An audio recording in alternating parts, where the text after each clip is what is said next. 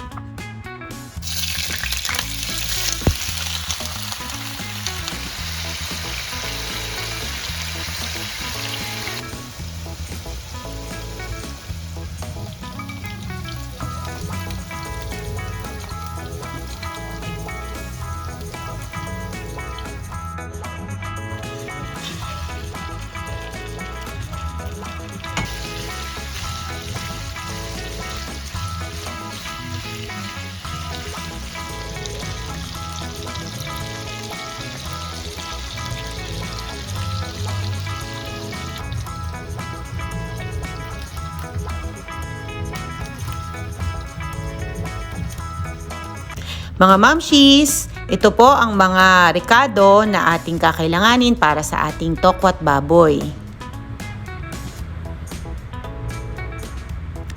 Maskara or pig cheek, tokwa or tofu, sibuyas na pula, pwede rin pong sibuyas na puti, siling haba, siling labuyo para mas maanghang, at ang ating tokwat baboy sauce. Tara, paghalu-haluin na natin!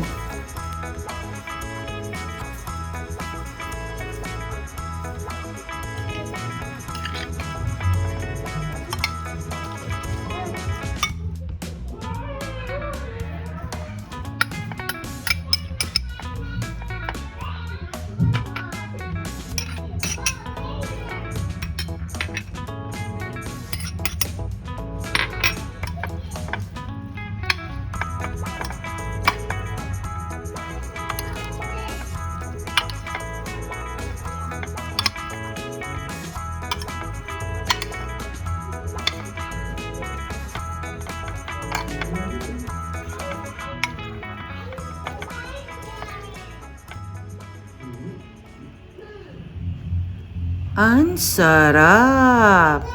Naman!